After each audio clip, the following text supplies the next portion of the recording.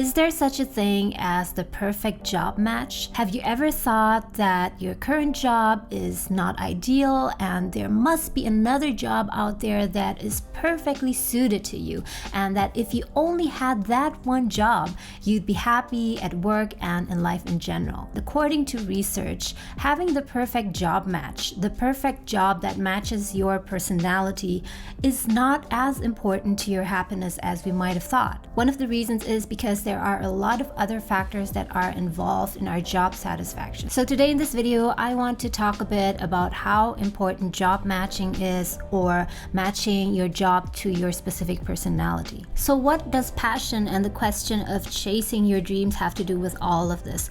Stick with me to the end and I'll promise you that I'll talk more about that. By the way, in case you're new to this channel, I make videos on career change, multiple careers, the future of work, and I want to try and help people like you to shape the kind of career that is best for your life. So if this sounds like something that's interesting to you and you don't want to miss out on any of my other videos, then you might want to hit the subscribe button now and also the little alarm bell. I'm sure that you guys have taken one of those personality tests or questionnaires, perhaps online or at school or in college, where you run through a list of questions and in the end you're presented with a result with a list of jobs that is suited to your personality. And I love these kind of questionnaires. They're just so much fun, and most of all, they're so easy. All it takes is just go through 50 questions or so, and in the end you're presented with some results and you feel like you're finding out a little bit more about yourself, about your personality, and you're getting some hints about in which direction you should go in your career and so on. But the question is, how useful are these personality tests and what can they actually do for your career? It's very easy to just rely on these tests and just try and pick something from the list and just go for it.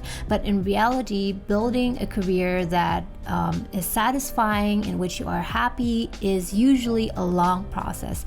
It takes a lot of trial and error, a lot of introspection, some research, some trying out, and so on. So it's usually not as easy as just ticking off some questions, picking something, and then it's done. But let's just assume that you've run through this test, you got the results, and you've actually found your job match. There is one job on this list which you singled out and you feel this is the one I want to go after. But sometimes the job listed there may be something that is really unfamiliar to you. So let's just assume that that ideal job match is dentist, and right now you are a teacher. So right now, at least, you might feel that that is very far-fetched. It would really take you a long time and a lot of effort and so many changes to make in order to change from being a teacher to eventually becoming a dentist. In general, I just want to say that we have to be very cautious in interpreting these results, but for this example, let's just assume that you actually want to become a dentist. One question that you might ask yourself now might be,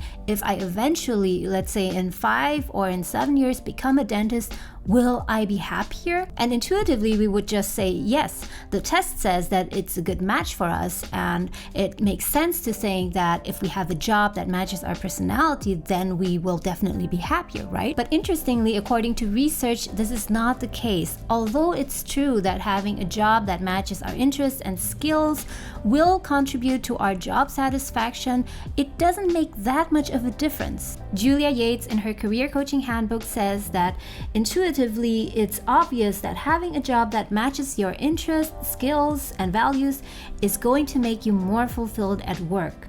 But countless empirical studies show that while it does make a difference, the difference is small, with a correlation of about 0.25. This is a question for you. If you're currently working, let me know in the comments below, in how far do you think that your current job or career is a match for your personality, your skills, and your interests. The degree to which your job or career matches your interests, skills, and values is also known as congruence. So what the study says is that if you have more congruence, if you have a better match between your job and career and your interests, skills, and personality, then you will have more job satisfaction, but only to a small degree. I think that this is a very important finding because naturally most people would think that you should chase and go after your perfect job match, whatever it takes, takes.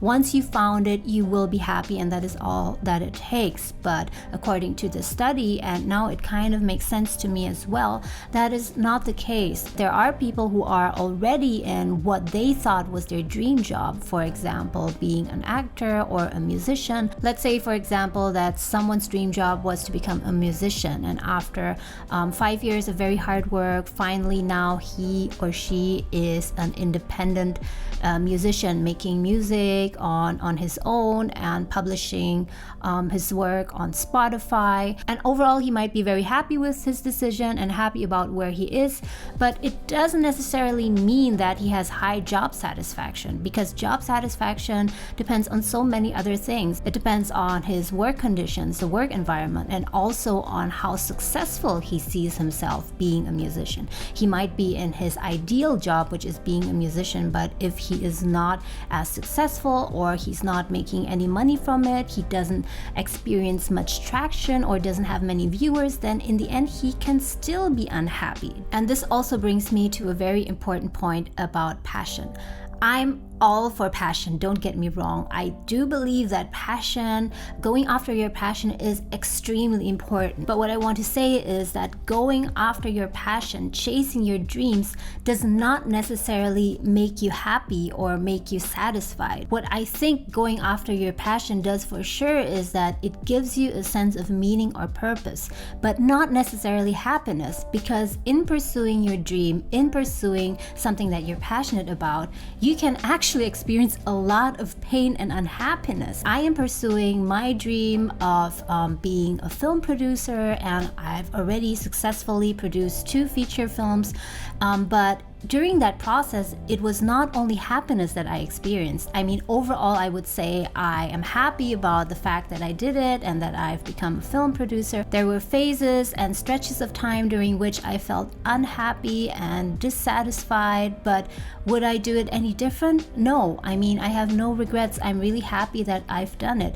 But what I'm saying is that we should not conflate going after your passion, going after your dream with happiness. But I do think that going after something that you really love, that you're highly interested in, will give you a sense of purpose and meaning. You feel like you're doing something that you're meant to do. But it doesn't mean necessarily that you will be happy, or at least not happy right away. And sometimes in life, we even choose to do things that are meaningful and purposeful to us, even though they don't bring us happiness, at least not immediate happiness. Maybe in the long term, or looking back at those things, then we might feel happy. Well, let's now go back to job matching or congruence and happiness. So the level to which you will feel happy will also depend on where you are right now. And this means that if currently you are in a job in which you're extremely dissatisfied, or where you experience an extreme mismatch between your personality and your job, if you move away from that job toward a job where you experience more congruence, which is a better fit for your personality, then the level of happiness that you'll experience will be quite significant. And there was actually a study that showed that moving away from incongruence has a much bigger effect than moving from a job where you experience congruence to another job that is slightly more congruent. As Julia Yates says in her career coaching handbook, the evidence seems to be that moving away from an area that you're reasonably interested in to one that you're very interested in only marginally improves your job satisfaction. In contrast, a shift from a sphere that you have no interest in whatsoever to one that you find reasonably engaging makes a far more dramatic difference. These findings are very similar to the principle of risk aversion, if you might have heard of this. In general, most people prefer to avoid losses, for example, avoid losing $100 much more than wanting to gain the same amount. And similar with job matching, people feel that there's a much larger impact if they move away from an extreme mismatch to a slightly better match. But if they are already in a job that is relatively well matched to them, it won't make much of a difference to their happiness if they move to another job that is slightly better match. But hey, it can always get better, right? What this means in practice is that you can take a look at your own situation and ask yourself, am I experiencing extreme incongruence in my job or congruence? If you are experiencing an extreme mismatch, then it might be time to get away from it. If you force yourself in the long term to stay in a job which is an extreme mismatch, then chances are that you will become unhappy and there will be external factors. What this means is that you will try to find a way to compensate for this unhappiness by doing other things. For example, spending excessive money on shopping, binging on unhealthy things, and doing other things that kind of help you to cope with the situation. So if you're extremely unhappy right now, if you feel that you're in a career that is an extreme mismatch, then you better hurry up and do something about it. But it could also be the case that you're currently already in a job where you feel there's a quite good match with your personality and your interests and your skills. But you think that there might be another job out there that might be slightly better suited to you. This one is quite good, but it's not the thing that you're looking for. There might be another job out there that could be even better, in which you could be even happier. And I think that by all means, go for it. Look for that job and try to get into that job or career. The only note of caution here is that don't get too hung up on it and don't rely on that job to bring you happiness. Don't think that simply by switching jobs, you'll definitely be happier. It could be the case, but it could also not be the case. And the reason is because job satisfaction depends on a lot of other factors. And if you want to know more about it, I'm linking the video up here for you. Job satisfaction also depends on work factors. For example, the level of autonomy you have, task variety, whether you have good colleagues or not. And interestingly, it also comes back to your personality. There are certain personalities who are predisposed to feeling happier at work in general. So I would say go after congruence, go after getting a good job match, but don't rely too much on it to give you happiness or job satisfaction. And secondly, if you think that these personality tests can help you in finding your ideal career, then go for it. The usefulness of these tests will largely depend on the way that you use them. Picking a job from this result list of job is similar to picking a suit. If you pick a suit from the store, then you pick something that is on the shelf, off the rack, that is more or less suited to you, but it doesn't necessarily have the exact measurements. It has more or less the right measurements and the color that you like, and it kind of suits you, but it's not really custom made.